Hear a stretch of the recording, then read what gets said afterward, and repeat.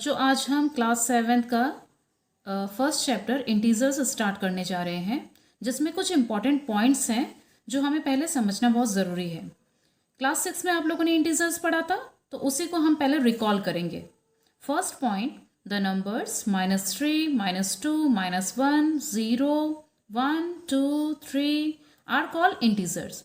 तो ये जो नंबर्स मैंने एग्जाम्पल्स में लिखे हैं, इन नंबर्स को ही हम इंटीजर्स कहते हैं। 1, 2, 3 are positive integers and -3, -2, -1 are negative integers. यहाँ पे जो 1, 2, 3 लिखे हुए हैं ये पॉजिटिव इंटीजर्स हैं, और -1, -2, -3 ये कैसे इंटीजर्स हैं? Negative integers. Third point, 0 is an integer which is neither positive nor negative. 0 एक ऐसा इंटीजर है जो पॉजिटिव भी नहीं होता है और नेगेटिव भी नहीं होता है। Next point, 1 is the smallest positive integer and -1 is the greatest negative integer. 1 जो है वो सबसे smallest positive integer माना गया है। क्यों? क्योंकि 0 के बाद पहला positive integer जो है वो 1 ही है। तो 1 के बाद जितने भी नंबर्स आएंगे जैसे 2, 3 वो धीरे धीरे ग्रेटर बड़े होते जाएंगे। इसीलिए 0 के बाद पहला पॉजिटिव होने की वजह से वो होगा हमारा smallest positive integer. And what about the negative integer? The greatest negative integer is -1। Why -1? क्योंकि लेफ्ट साइड में हम जितना इस तरफ जाते हैं लेफ्ट साइड में, वो इंटीजर उतना ही स्मॉलर होता जाता है। तो 0 के बाद पहला नेगेटिव इंटीजर -1 ही हमारा ग्रेटेस्ट नेगेटिव इंटीजर होगा। Clear? Next point, number 5th. On an integer number line, numbers right to 0 are positive integers and numbers left to 0 are negative integers. Number line, आप देख सकते हैं यहाँ पे ये नंबर लाइन में अगर आप ऑब्जर्व करोगे तो 0 के पॉजिटिव साइड्स में राइट साइड में जितने भी इंटीजर हैं ये सब पॉजिटिव इंटीजर्स होंगे, और 0 के लेफ्ट साइड में जितने भी इंटीजर्स हैं ये सारे के सारे नेगेटिव इंटीजर्स हैं। Clear? 6th point, every positive number is greater than every negative number. Her positive number हर एक नेगेटिव नंबर से ग्रेटर है। क्यों ग्रेटर है? क्योंकि देखो 0 के इस तरफ ये नंबर्स राइट साइड में हैं और 0 के इस तरफ ये नंबर लेफ्ट साइड में है। लेफ्ट साइड वाले नंबर सब नेगेटिव हैं और नेगेटिव से पॉजिटिव ऑलवेज ग्रेटर ही रहेगा। Okay. 7th number point, if a is an integer then -a is its additive inverse. क्या होता है additive inverse? यहाँ पे एग्जाम्पल्स में हम क्लियर कर लेंगे। जैसे कि इंटीजर्स हैं यहाँ पे कुछ 10, 76, -18, -39, और यहाँ पे हैं इनके additive inverse. What is the additive inverse of 10? -10। अब देखो 10 पॉजिटिव में था और उसका एडिटिव इनवर्स माइनस में हो गया। तो एग्जाम में आपको ऐसे पूछ सकते हैं कि what is the additive inverse of 76? What you have to write? You have to write the additive inverse of 76 is -76. फिर अगर आप लोगों से पूछ लिया जाए कि what is the additive inverse of -18? You have to write the additive inverse of -18 is 18. Just उसी का ऑपोजिट लिख देना है। अगर प्लस में है तो माइनस में लिखोगे, और अगर माइनस में है तो प्लस में लिखोगे। क्लियर? सारे इंपॉर्टेंट पॉइंट्स पढ़ लेने के बाद अब हम प्रॉपर्टीज ऑफ इंटीजर्स भी जान लेते हैं। क्लोजर अंडर एडिशन, ये फर्स्ट प्रॉपर्टी है, इसको हम एग्जाम्पल से समझेंगे। स्टेटमेंट 17 + 3 = 20, इन दोनों को अगर हम ऐड करते हैं तो हमारा जो रिजल्ट आता है ये 20 है हमारा integer. Result is an integer. Next is -10 + 3 = -7। अब -10 को और 3 को जब मैंने ऐड किया तो क्या आया? -7। ये -7 क्या है? इंटीजर है। 27 + -27 = 0। इन दोनों को ऐड करने पे 0 आता है। 0 is an integer. -20 + 0 is -20 and -20 is also an integer. इससे हमें क्या पता चल रहा है? Integers are closed under addition. जब हम इंटीजर का एडिशन करते हैं, इन सब के बीच में एडिशन का साइन है, एडिशन जब हम करते हैं तो उस प्रॉपर्टी का नाम है closed under addition. In general for any two integers a and b, a + b is an integer. Generally क्या होता है? कोई भी इंटीजर जैसे कि -20 इसको मान लेंगे अगर a और 0 इसको मान लेंगे अगर b, तो a प्लस b इन दोनों का जो सम होगा -20 is an integer. Okay, is it clear to all of you? Okay, next property, closure under subtraction. इसमें भी हम एग्जाम्पल से समझेंगे. 7 minus 9 is -2. -2 is an integer. 17 minus -21 equals to 38 and 38 is an integer.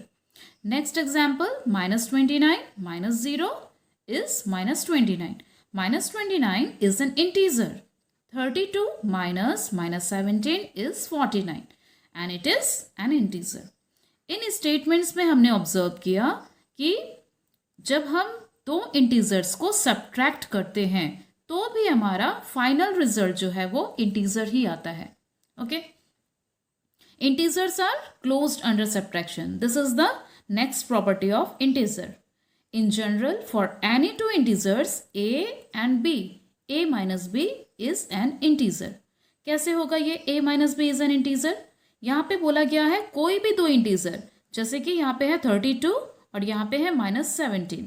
32 को आप a मान लोगे, -17 को आप मान लोगे b, और इन दोनों का सब्ट्रैक्शन अगर हम करेंगे तो जो रिजल्ट आएगा वो भी एक इंटीजर होगा. That's why for any integer a and b, a minus b is an integer. I hope it is clear. Okay, next, commutative property. अब कम्यूटेटिव प्रॉपर्टी को एक्सप्लेन करने के लिए यहाँ पे पहले हम कुछ एग्जाम्पल्स देख लेते हैं. First, -8 plus -9 is equal to -9 plus -8. Second example, -23 plus 32 equals to 32 plus -23. इसको देख के आपने क्या ऑब्जर्व किया? यहाँ पे -8 और यहाँ पे है -9. इक्वल्स टू के इस साइड में -9 को मैंने पहले लिखा है और -8 को बाद में लिखा है. Similarly in second example also observe करके देखो, -23 बाद में लिखा गया है, 32 को पहले. थर्ड एग्जाम्पल में 5 प्लस -6, -6 प्लस 5, जस्ट इनका रीग्रुपिंग किया गया है. जब ऐसे दो इंटीजर्स का रीग्रुपिंग होता है तो उनका रिजल्ट हमेशा इक्वल होता है. Clear? We can say that addition is commutative for integers. तो ऐसे रिजल्ट्स में हम कह सकते हैं कि एडिशन अगर होता है तो वो कम्यूटेटिव प्रॉपर्टी होगा और उसमें दो ही इंटीजर्स होने चाहिए, और उन दोनों को अगर हम रीग्रुपिंग करेंगे मतलब उनका प्लेस चेंज कर देंगे, जो पहले था उसको बाद में लिख दिया और जो बाद में था उसको पहले लिख दिया, और दोनों को ऐड करेंगे तो इस result will be equal. In general a plus B equals to b plus a, तो ये हमारा जनरल रूल आ गया. a plus B means this is a and this is b, and b plus a means this is b and this is a. a कोई भी एक integer है, b कोई भी एक इंटीजर है. तो कम्यूटेटिव प्रॉपर्टी में हमने देखा कि दो ही इंटीजर्स होने चाहिए, और उन दोनों इंटीजर्स को जब हम इंटरचेंज करेंगे तो इंटरचेंज करने पर और इंटरचेंज करने से पहले एडिशन करने से दोनों का ही रिजल्ट इक्वल आता है. Is it clear to all of you? Okay, associative property को जानने के लिए हम कुछ एग्जाम्पल्स लेते हैं. पहला है जैसे -5 प्लस -3 प्लस -2. अब राइट साइड में देखिए, -5 plus -2 plus -3. Second example, -3 plus 1 plus -7 equals to -3 plus 1 plus -7. इन दोनों में अगर हम ध्यान से ऑब्जर्व करें तो right side and left side दोनों में ही ये इंटीजर सेम है, सिर्फ इनकी रीग्रुपिंग की गई है. यहाँ पे -5, -3, -2, और यहाँ पर भी -5, -2 एंड -3. तो -3 और -2 को एक ग्रुप में रखा गया है और यहाँ पे -5 और -2 को एक ग्रुप में रखा गया है. अगर हम इनको सॉल्व करेंगे और इनको अलग से सॉल्व करेंगे तो दोनों का रिजल्ट इक्वल आएगा. सिमिलरली सेकेंड एग्जाम्पल्स में भी देखिए, 1 और -7 का एक ग्रुप और यहाँ पे -3 और 1 का एक ग्रुप. इसको अगर हम सॉल्व करेंगे और इसको अलग से सॉल्व करेंगे तो दोनों का रिजल्ट सेम आएगा. We can say that addition is associative for integers. इसीलिए हम कह सकते हैं कि जो एडिशन होता है वो एसोसिएटिव होता है इंटीजर्स के लिए। इन जनरल जो जनरल रूल है हमारा a plus B plus C equals to a plus B plus C. Grouping कैसे की है, इस तरफ है हमारा b प्लस सी का ग्रुप और यहाँ पे है a प्लस बी का ग्रुप। अगर मैं यहाँ पे a को साइड में रख के b प्लस सी को पहले ऐड करूँगी, फिर जो रिजल्ट आएगा उसको a के साथ ऐड करूँगी, तो मेरा आंसर राइट साइड में a प्लस बी को जब मैं साथ में ऐड करूँगी और फिर c को उसके बाद ऐड करूँगी तो दोनों का ही रिजल्ट सेम आएगा। तो एसोसिएटिव प्रॉपर्टी और कम्यूटेटिव प्रॉपर्टी जो हमने प्रीवियस वीडियो में पढ़ा था, दोनों में डिफरेंस सिर्फ ये होता है कि कम्यूटेटिव में सिर्फ 2 इंटीजर्स लिए जाते हैं a एंड b, एसोसिएटिव में 3 इंटीजर्स लिए जाते हैं a b c। ओके, फिर उन 3 इंटीजर्स का रीग्रुपिंग किया जाता है। फर्स्ट लेफ्ट साइड में जब हम करेंगे तब एक तरीके से ग्रुपिंग होगा, और जब उसी इंटीजर्स को राइट साइड में जब हम करेंगे तो उस वक्त रीग्रुपिंग डिफरेंट हो जाएगा और दोनों ही साइड का आंसर जो होगा हमारा सेम होगा। Clear? Next property is additive identity. Example से समझते हैं। -8 plus 0 equals to -8, -23 plus 0 equals to -23, 0 plus -8 equals to -8, 0 plus -37 equals to -37। हमने इन सभी में सभी सम्स में 0 के साथ किसी भी इंटीजर को ऐड कर दिया है। आप देख सकते हैं यहाँ भी 0 के साथ किया है, यहाँ पे -8 को 0 से किया है, -37 को 0 से ऐड किया है। तो ऐड करने पे हमें क्या मिल रहा है? सेम वही इंटीजर मिल जा रहा है, सेम वही integer. Okay, that's Y 0 is N additive identity for integers. इसीलिए 0 को हम कहते हैं एडिटिव आइडेंटिटी। किसी भी इंटीजर के लिए 0 उसका एडिटिव आइडेंटिटी माना गया है। ओके, क्यों है एडिटिव आइडेंटिटी? क्योंकि 0 से प्लस करने से सेम वही इंटीजर आ रहा है। So in general a plus 0 is a and 0 plus a is also a। चाहे मैं इंटीजर को 0 से प्लस करूं या फिर 0 को इंटीजर से प्लस करूं तो मुझे वही इंटीजर मिल जाएगा। क्लियर? यहाँ पे a क्या है? a is the integer which is added with 0 and you will get the same integer, and this property is known as additive identity. Move on to next property, multiplicative identity. Multiplicative identity में एक examples हम देख लेते हैं यहाँ पे कुछ।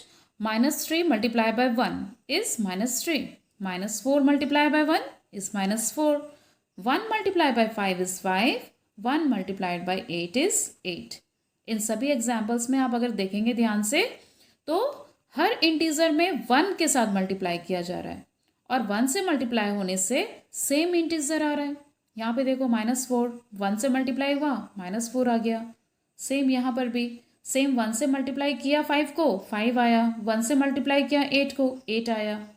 Okay, so we can say that 1 is the multiplicative identity for integers. 1 को हम मल्टीप्लिकेटिव आइडेंटिटी कह सकते हैं। तो इसका जनरल रूल क्या है? a multiply by 1 is a and 1 multiply by a is also a। तो यहाँ पे जो a है, a is the integer and a is multiplied by 1 and you will get the same integer. That's why 1 is known as multiplicative identity. Exam में अगर पूछेंगे write down the multiplicative identity, you have to write 1। If they ask what is the additive identity, you have to write 0. Clear? Okay, next property, multiplication by 0. multiplication by 0 means अगर हम किसी भी integer को 0 से multiply करते हैं। Okay, let's see few examples. -3 multiplied by 0 is 0, -5 multiplied by 0 is 0, 0 multiplied by -4 is 0 and 0 multiplied by -6 is also 0। किसी भी इंटीजर को जब हमने 0 से मल्टीप्लाई किया तो हमारा फाइनल रिजल्ट 0 ही आया है।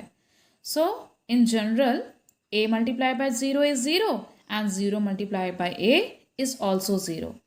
तो इनमें अगर हम 0 से मल्टीप्लाई करेंगे किसी इंटीजर को तो हमारा रिजल्ट 0 ही आएगा। तो ये हमने देख लिया कुछ प्रॉपर्टीज। नेक्स्ट है हमारा प्रॉपर्टी क्लोजर अंडर मल्टीप्लिकेशन। तो इसे भी हम एग्जाम्पल्स के थ्रू से समझते हैं। -20 मल्टीप्लाई बाय -5 इक्वल्स टू 100। 20 को अगर हम 5 से मल्टीप्लाई करेंगे तो हमें 100 मिलेगा। माइनस माइनस मिलके बन जाता है प्लस। ओके, तो इसका ऑब्जर्वेशन हम ये लिख सकते हैं, product is an integer. Product means in दोनों को जो हमने मल्टीप्लाई किया उसी को बोला जाता है product.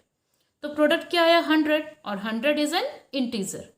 Next example -15 multiply by 17 is equal to -255।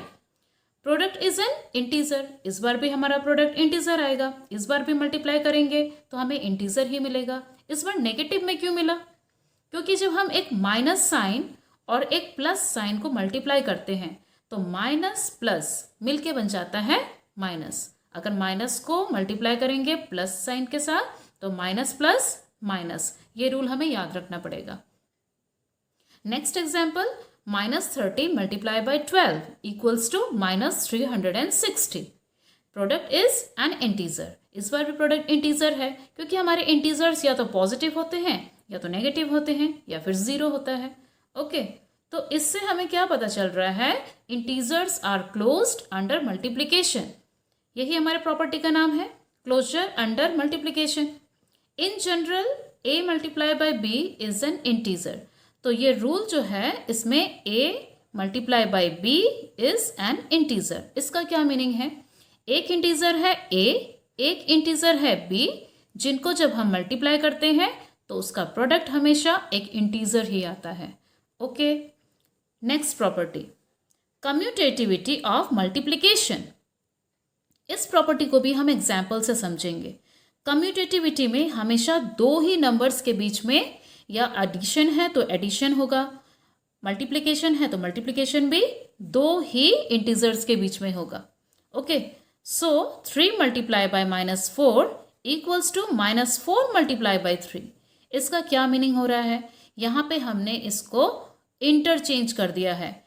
3 को हमने 4 के प्लेस में लिख दिया और -4 को हमने 3 के प्लेस में लिख दिया। ओके, लेकिन दोनों को ही अगर हम मल्टीप्लाई करेंगे तो left hand side right hand side के इक्वल ही होगा। इसमें भी अगर मैं 3 को -4 से मल्टीप्लाई करूंगी तो -12, और यहाँ पर -4 को अगर मैं 3 से मल्टीप्लाई करूंगी तो भी -12 आएगा। Understood? Next -30 multiply by 12 is equal to 12 multiply by -30। Places को अगर हम इंटरचेंज कर रहे हैं तो भी मल्टीप्लिकेशन हमारा इक्वल ही आना है। Okay, that's why in general a multiply by b will be equal to b multiply by a। a means यहाँ पे a क्या होगा? -30, यहाँ पे a क्या होगा? 3, b यहाँ पे होगा -4 और यहाँ पे होगा 12, और उसको जब हम इंटरचेंज करेंगे यहाँ पे b हो जाएगा हमारा 12, a हो जाएगा हमारा -30। इधर भी देख लो, b होगा -4, a होगा 3। मल्टीप्लाई करने पे दोनों तरफ result same. So this property is called commutativity of multiplication. Commutativity में हमेशा याद रखना है आपको कि उसमें दो इंटीजर्स के बीच में मल्टीप्लिकेशन हो रहा है। ओके, क्योंकि इसके बाद जो हम प्रॉपर्टी पढ़ेंगे एसोसिएटिविटी, उसमें भी मल्टीप्लिकेशन होगा, लेकिन कम्यूटेटिविटी में 2 इंटीजर्स, एसोसिएटिविटी में 3 इंटीजर्स के बीच में। यही डिफरेंस है दोनों के बीच में। देख लेते हैं next, associativity for multiplication. Associativity में एग्जाम्पल्स देखो, -3 multiply by -2 multiply by 5। 3 integers यहाँ पे लिए गए हैं, जिसमें से -3 और -2 को एक ब्रैकेट में लिखा गया है। ओके, और 5 को बाद में मल्टीप्लाई करेंगे, पहले इन दोनों को मल्टीप्लाई करेंगे। और राइट साइड में -3 को अकेले रखा गया है, मल्टीप्लाई बाय -2 इंटू 5। इसका मतलब इस तरफ जैसे -3 और -2 की ग्रुपिंग थी, यहाँ पे -2 और 5 की ग्रुपिंग की हुई है। तो जब हम इस तरीके से ग्रुपिंग करते हैं तो left hand side right hand side दोनों ही रिजल्ट्स इक्वल होते हैं, दोनों का रिजल्ट सेम आएगा। ठीक है, सिमिलरली यहाँ पे देखो 7 मल्टीप्लाई बाय -6 इंटू 4, और यहाँ पे है राइट साइड में 7 मल्टीप्लाई बाय -6 इंटू 4। यहाँ ग्रुपिंग -6 को 4 के साथ किया गया है और यहाँ 7 को -6 के साथ। अगर हम यहाँ पे -6 और -4 को मल्टीप्लाई करेंगे, फिर बाद में 7 से मल्टीप्लाई करेंगे, और इस तरफ जब हम 7 को -6 से मल्टीप्लाई करके लास्ट में 4 से मल्टीप्लाई करेंगे तो भी LHS RHS दोनों इक्वल आएगा। Okay, so in general A multiply by B multiply by C equals to A multiply by B and C। तो इस तरीके से अगर हम ग्रुपिंग करते हैं तो इस प्रॉपर्टी को हम कहते हैं associativity for multiplication. Okay, next property distributive property. Distributive property में एग्जाम्पल से पहले हम समझेंगे 16 multiply by 10 plus 2 equals to 16 multiply by 10 plus 16 multiply by 2। क्या मीनिंग हो रहा है इसका, कैसे ये हो रहा है? तो 16 जो मल्टीप्लाई हो रहा है वो है 10 प्लस 2, इसका मतलब इन दोनों से ही मल्टीप्लाई हो रहा है, इसीलिए 16 मल्टीप्लाई बाय 10, यहाँ पे देखो 16 मल्टीप्लाई बाय 10, फिर ये प्लस आ रहा है तो हमने प्लस का साइन लगाया, अगेन 16 मल्टीप्लाई बाय 2, फिर 16 2 से मल्टीप्लाई होगा। ओके, फिर दोनों को मल्टीप्लाई कर लेंगे, 16 को एक बार 10 से, 16 को एक बार 2 से, दोनों का मल्टीप्लाई करने के बाद दोनों को आपस में ऐड कर लेंगे। This property is called distributivity of multiplication over addition.